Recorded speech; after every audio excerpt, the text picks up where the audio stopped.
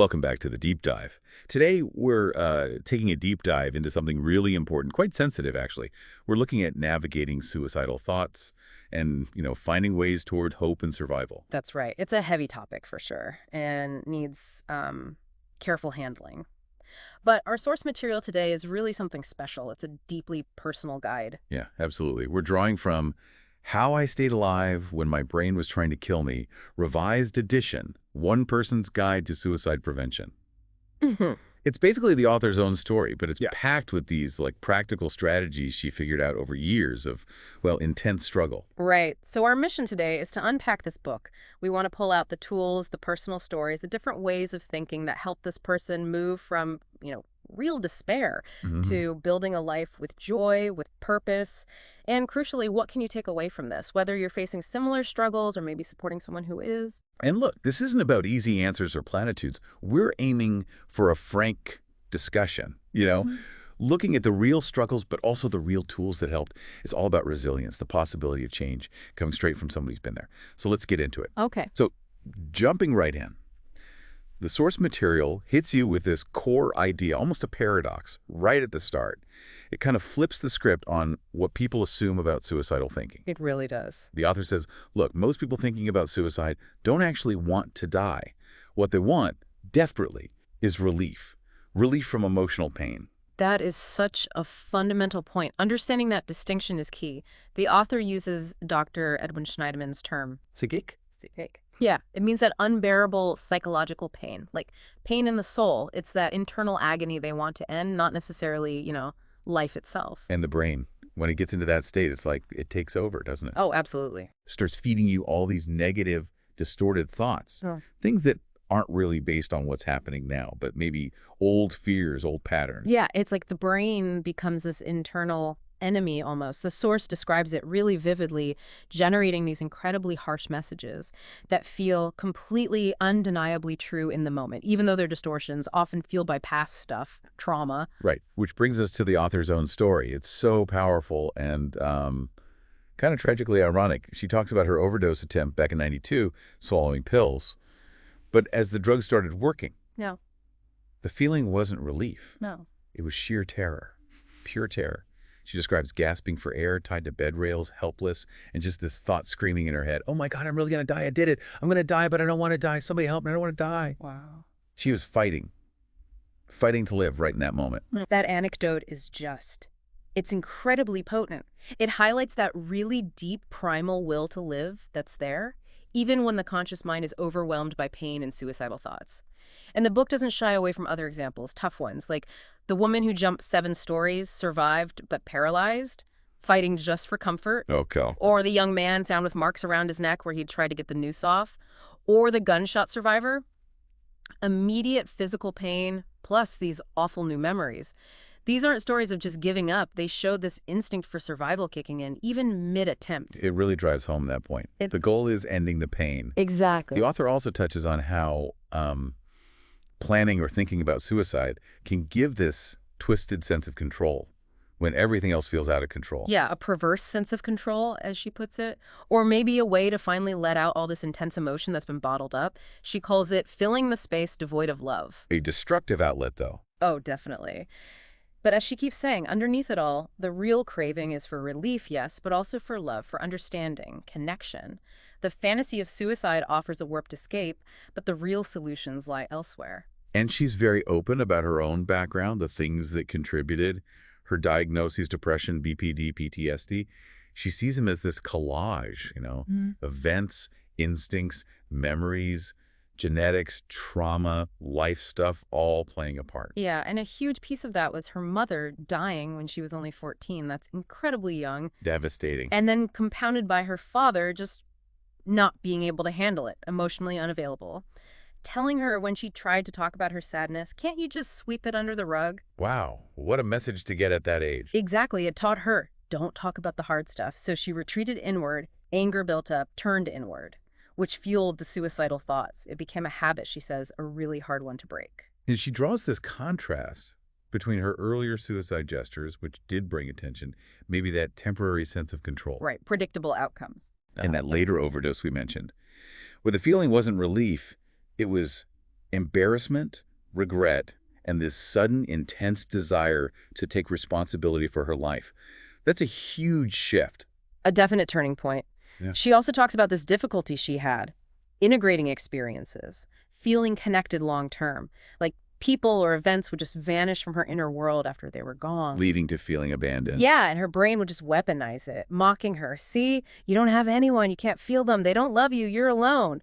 Awful stuff. This brutal self-talk. But then there was this moment. She saw the pattern, maybe written out in a journal, realized it was happening, felt sad about it, but crucially, wanted to change it. That desire. That's key. She went to her therapist specifically wanting to learn how to internalize things, feel connection, break that cycle of loneliness. And she mentions another pattern, too, in relationships. The push-pull cycle. Oh, yeah. Pushing people away, them feeling rejected and lonely, craving connection, but then pulling away again as soon as it's offered.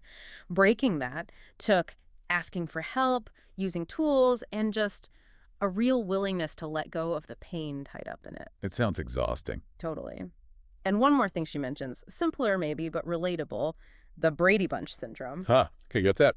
It's comparing your messy real life to those perfect, fake ideals you see on TV or, social media now, I guess, leading to feeling totally inadequate. Right. Keeping up with the Joneses, but on steroids. Exactly. And recognizing that is a tool. Like, okay, TV isn't real, my life is messy, my feelings are valid, imperfection is normal. So all this background, understanding these patterns, it leads us to the real practical core of the book, the tricks of the trade. Yes. These aren't just theories. These are concrete coping skills, ways of thinking that she developed and used over years to literally stay alive. And she's clear these are active choices, right? Not passive things. Absolutely. Choices you make besides suicide to ease that psychex. She compares it to strengthening a muscle. The more you practice these tricks, the stronger you get at handling tough feelings. You fall down less, you get up faster. It shows you that you do have a choice. You don't have to just be miserable, even when it feels overwhelming. Okay, so let's dig into some of these key tricks. Where's the starting point? Well, foundationally, it starts with understanding what's actually happening inside. So step one is identifying and tracing feelings. And the big point here is that suicidal isn't the feeling itself. Exactly. She really hammers this home. Suicidal is a state driven by thoughts, but it's not the root feeling. Usually it comes from other things. Feeling painfully alone, maybe intense anger, fear of abandonment, hopelessness, just feeling completely overwhelmed. Naming those underlying feelings is the first step. She also makes this interesting point about language.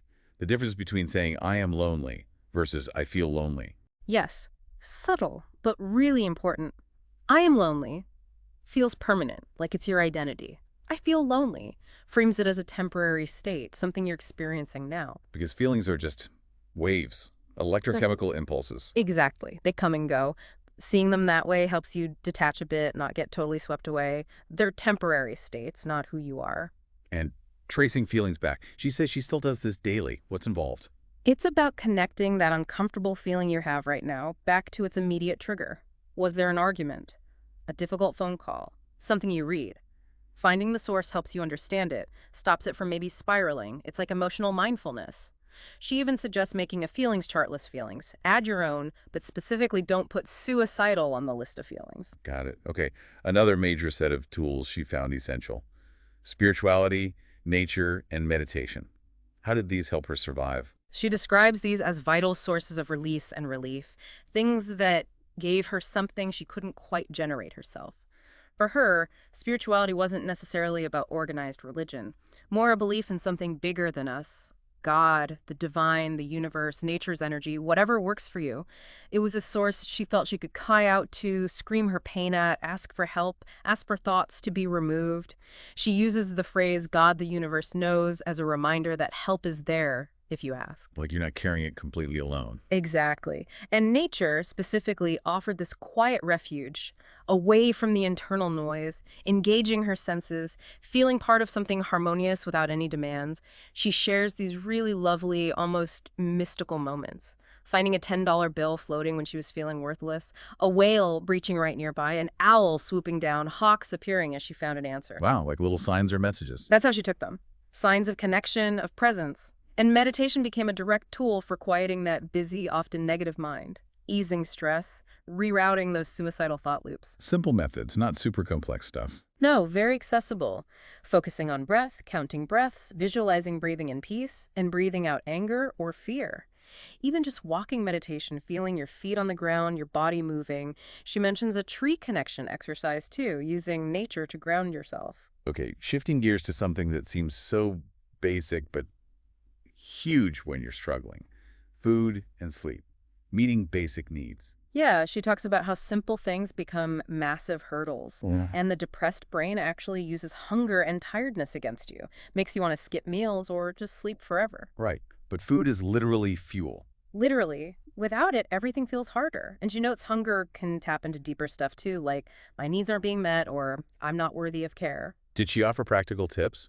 Because just saying eat isn't always helpful then. Oh yeah, very practical. Things like keep fruit or snacks visible and easy to grab. Drink water. Make lists of easy meals you actually like. Maybe shop with a friend or use a list so you don't have to think too hard. Keep lists of what's in your cupboards taped on the cupboards, little things to lower the barrier. Cook double batches when you do cook. Smart. And sleep. She mentioned depression. Sleep isn't real rest. Right, it can be excessive but leaves you feeling drained. Structure is key here too. She developed this concept called the sleep deal. Okay, what's the deal? It's like, okay, I'll do something productive, even small, for 30 minutes. Then I earn an hour of sleep as a reward. But then I have to get up and do another 30-minute activity. It breaks the cycle of just hiding in sleep all day. A way to structure it, build in activity. That leads right into her next trick, structuring your time. Crucial. Intentional structure leaves less empty space for the negative thoughts to take over. It gives a sense of purpose, even if it's small. Particularly evenings and weekends she found hard. Yeah, she called retreating to her room like retreating to a tomb. Felt isolating. For a while, she literally scheduled something every single night just to avoid being alone with her thoughts. And this idea of doing in spite of how I feel, that sounds tough, but important. Hugely important. Not waiting until you feel like doing something. Deciding to show up anyway, participate, even if you're low energy. Just being around others, having somewhere to go, breaks the isolation. She says she still uses this during stressful times. Which connects to another really big one, asking for help. She has her own Sue's doctrine on this. Yeah, her doctrine is basically asking for help is normal, it's necessary, it's a sign of strength, not weakness. And importantly, when you ask for help, you give others permission to do the same. But it's hardest when you need it most, right? Right. Why is that? Because your brain is lying to you. Telling you no one cares, it won't get better, you'll just be rejected. It takes enormous effort to push past that internal resistance. She also talks about how relationships change. Early on, maybe they were about survival. Later, built on mutual interest. And family relationships, often the hardest to navigate or ask for help from. She gives a really practical process for asking someone to be on, say, a crisis plan. How does that work? It's about setting yourself up for success. Call when they're likely not busy. Maybe have another support person there with you. Maybe ask while doing something casual like walking. And plan a reward for yourself afterwards for doing the hard thing. And what do you actually say? She suggests something like, hey, I'm putting together a crisis plan for when things get tough. I was wondering if you'd be willing to be part of my support system. It would mostly just mean listening. If I call, you don't have to fix anything. Just knowing you're there would help. Be clear about the ask. Okay, and the crisis plan itself. That sounds like a core tool. What is it? It's basically a written set of simple, step-by-step instructions for yourself to follow when feelings get overwhelming or suicidal thoughts hit hard. She admits she resisted it at first, felt like losing control, or worried people wouldn't help if she seemed too capable. But she reframed it. It wasn't about being controlled. It was a tool that gave her choices in a crisis.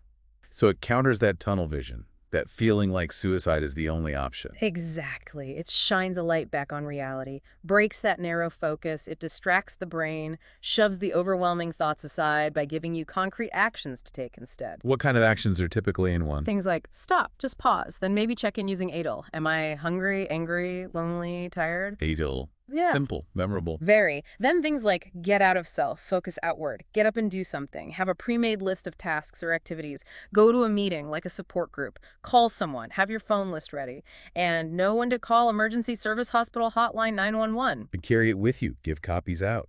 Yeah, keep it accessible. Give copies to the people on your support list. And like the other tools, the idea is you rely on it less over time. You build that internal muscle. You realize, okay, I have other choices here. Part of that plan involves emergency contacts and hotlines. What's a key message there? They're lifelines. Use them. The book lists 1-800-273-TALK-HER, the National Suicide Prevention Lifeline. And she directly addresses that voice in your head that will try to stop you from calling. Because it definitely will try. Oh, absolutely. It'll say it's pointless, no one cares, her advice. Ignore it. Tell that voice, leave me alone. Maybe read the dialing instructions out loud while you dial. The physical action helps break the thought pattern. And again, it comes back to, if you're even thinking about calling, reading the plan, Yeah. you don't truly want to die. Yeah. You want relief. Yeah. And relief is possible. Exactly. She uses the phone constantly early on. You use the tools you need as much as you need them. Okay, another interesting one. Inner dialoguing, talking to yourself. Yeah, but in a specific way. Being your own best coach, your own supportive friend. Deliberately choosing a kind inner voice. Contrasting with that harsh inner critic. Precisely. That critical voice, what's wrong with you? You're such an idiot. That usually comes from the past, from things other people said. It's not helpful now. Supportive inner talk is more like, okay, sweetie, you can do this. I know it's hard. What do you need right now? So it connects to HLP, or checking feelings versus facts. Yeah. Asking yourself gentle questions. Yes. Using a kind tone. What am I feeling? What's actually true here? Am I just hungry? And she warns, pay attention to the tone. If your inner voice gets loud or starts sounding like those old negative voices, stop the dialogue. Take a break. Getting out of self through service and random acts of kindness, that seems counterintuitive when you're in pain. It does, but she found it really powerful, a way to reconnect with the world, tap into what she calls universal energy of love. Focusing outward, even slightly, breaks the cycle of being consumed by your own pain. What kind of examples did she give? Really simple, lovely things. Dropping coins for someone else to find, giving a flower to a stranger, leaving nice notes in library books, complimenting a service worker. Small acts that create a ripple of connection. Exercise. Framed as overcoming avoidance, maybe multitasking it. Yeah, finding ways to move that don't feel like just exercise. Cleaning, gardening, walking with a friend, power walking through the mall. Making it enjoyable seems key. Totally. Find stuff you actually like, or at least don't hate. Walking, dancing, gardening, home projects, biking, swimming, whatever works for you. Consistency is easier if it's not pure torture. Didn't her doctor have a clever trick for that? Oh yeah. The exercise bike in front of the TV, the rule. You could only watch your favorite shows while riding the bike. Pair something you want with something you resist. Genius. And using inner dialogue again. Yep. Okay, brain, I hear you. You don't want to. But we're doing it anyway. It'll help. And finally, sound and color. Using music and art. Healthy outlets for expression and mood regulation. Music listening or making it can fill you up, create connection. She mentions bucket music, like drumming on buckets. Expressive. And color. She saw it as having energy. Yeah, like vibrations, bright colors, lifting the mood, darker ones maybe soothing. Using color intentionally, yellow sheets for energy, lavender PJs for calm, whatever helps bring in positive vibes. So these tricks, it's a whole system, really. Skills you build. Exactly. But self-management isn't the whole picture. The book strongly pushes seeking professional help. Therapy and medication. Therapy is called a great thing. It's where the long-term work gets done. And finding the right therapist is vital, right? Like her experience with Sylvia, what made that relationship work. She described Sylvia as someone who truly supported her, believed her, stood strong with her through fear, and was incredibly consistent. Loving but direct, strong but gentle, reliable, clear boundaries. Earned her trust. She even called her the consistent parent I never had. That relationship was deeply healing. The book mentions practical things, too, like session length, confidentiality. Yeah, the usual 50-minute hour payment options like sliding scale, sometimes homework. The importance of confidentiality, she mentions white noise machines as a good sign, and how available the therapist is outside sessions, like for check-ins during a crisis. And medication. Prozac is the example used. How is that framed? As a tool, not a magic bullet, but something that helps my brain function more efficiently. She uses an analogy. Serotonin is like a ferry carrying messages across neurons. Meds like Prozac help that ferry work better, maybe slowing reuptake. It can act as a safety net, kind of capping the extreme highs and lows. But not a substitute for therapy. Definitely not, but sometimes necessary and incredibly helpful, like insulin for a diabetic. It helps the body function so the other work, the therapy, can actually happen. Okay, the book then shifts focus, which is really important, to helping the suicidal thinker. This part is for supporters. Yes. And it starts by thanking you if you're in that support role. Acknowledging it's tough requires patience, stamina. And it circles back to that core idea. The person likely wants to live. It's the pain and distorted thinking talking. Holding on to that is so important for a helper. And a critical warning for the helper themselves. Which is? It's okay for you to ask for help too. You can't and shouldn't handle this alone. It's dangerous and impossible. Get your own support. It's not selfish. It's essential. There's that section, words what I heard versus what I needed to hear. That seems incredibly practical for supporters. Oh, hugely. It gives direct examples instead of saying things like, what's wrong with you, or just snap out of it, which are shaming and minimizing. Right, totally unhelpful. The helpful responses are more like, I hear how much pain you're in. Do you want to talk about it? Or, that sounds incredibly hard. Is there anything I can do right now? Offer presence, belief, willingness to help how they need it. No judgment. The book also gives guidelines on talking about suicide directly. It sounds like avoiding it is not the way to go. Definitely not. Be direct. Matter of fact, ask if they're thinking about it, but never dare them.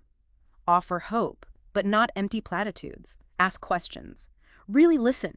Don't just jump in trying to fix it. Use I statements for your feelings. I'm feeling concerned, not you're making me crazy. It also broadens the lens. Looking at the family system, the relationship dynamics, the person isn't struggling in a vacuum. Exactly. They're part of a system. Maybe they're highly sensitive. The book suggests looking at the whole picture addiction history, trauma, communication patterns, and looking at yourself as the helper, too. Any positive change you make can help the whole dynamic. And the listening advice for helpers sounds key. What does good listening look like here? It's about total focus on them, listening for facts and feelings, trying to truly get their perspective, letting them talk without interrupting, accepting their feelings no matter how difficult, showing interest, being calm, reassuring, and crucially, reflect back what you heard, using their words. Make sure they feel genuinely heard before you offer any feedback, and maybe ask permission first. Simple things like, I love you, I care, are powerful too. It really comes down to patience and compassion, doesn't it? Understanding they're fighting an internal war. Yes. The helper's goal isn't necessarily to fix them, it's to offer non-judgmental compassion, help them hold on, ride out the storm. So coming back to the author's journey, the overall message is ultimately one of hope, isn't it? That recovery is possible. Absolutely. That crises pass, feelings change, good things still happen unexpectedly, suicide is permanent. The problems, however awful, are often temporary. She uses that image, using the compost of life to fertilize new growth, being reborn to life, with all the effort that takes. It's a powerful metaphor. And she described her life now. Abundant joy, gratitude, friends, community, better family ties, a good job, owning a home, creativity, writing, art, music, gardening. That spiritual connection remains strong, and she keeps working on herself. And she even used these same tools later when facing breast cancer. Yeah. Documenting, asking for help, building community support. She made Sue's Boo blog to share her needs. It shows these tools aren't just for suicidal crises. They're life skills for navigating any major difficulty. And that joy she feels, knowing her book helped others. Her message, you saved your own life. I just provided the tools. It's captured in that simple drawing she did, helping the suicidal thinker. And the sources of help, wheel myself, others, spirituality. And the deep dive finishes with another vital voice, the afterword by the editor, Jennifer. Her brother, Chris, died by suicide. Ah, yes. That adds such a different, heartbreaking layer. She writes with gut-wrenching honesty about the shock, the disbelief, the powerlessness survivors feel, the pain of not knowing what to say when Chris told her, "It hurts me to live." Oh, that's hard to read. It is. The reality of the loss is just stark. Chris is still dead, she writes, 30 years old with a bullet through his head, recalling only seeing his hands at the funeral home.